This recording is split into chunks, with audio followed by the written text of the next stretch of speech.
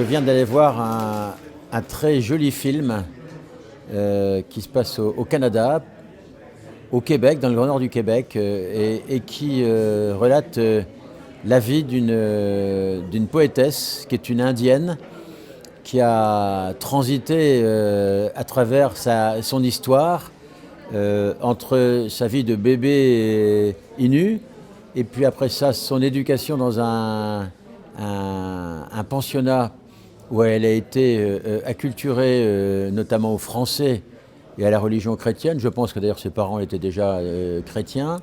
Et ensuite, qui est retournée sur elle-même et sur son histoire pour raconter l'imaginaire poétique de ce monde de la toundra canadienne et de son peuple. Et donc c'est une belle histoire d'un petit morceau de mondialisation, si je puis dire, qui à la fois dégrade et fait apparaître. Puisque la culture inoue, pour qu'on y ait accès, il faut qu'il y ait du cinéma, il faut qu'il y ait des gens qui racontent, et il faut qu'il y ait des gens qui soient comme ça, entre deux mondes, comme cette femme.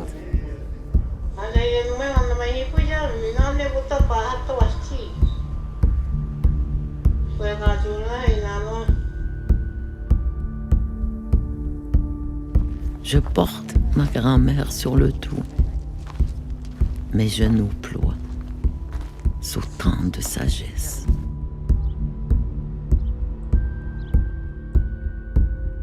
Je me suis faite belle pour qu'on remarque la moelle de mes os, survivante d'un récit qu'on ne raconte pas.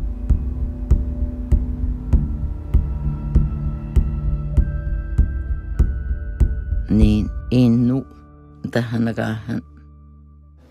Ce festival, nous l'avons voulu quand j'étais effectivement maire à la tête de la mairie pour quelque part relancer l'Institut européen d'écologie et le placer dans la modernité, puisque le cinéma, il y a 50 ans, traitait beaucoup moins de sujets liés à l'écologie.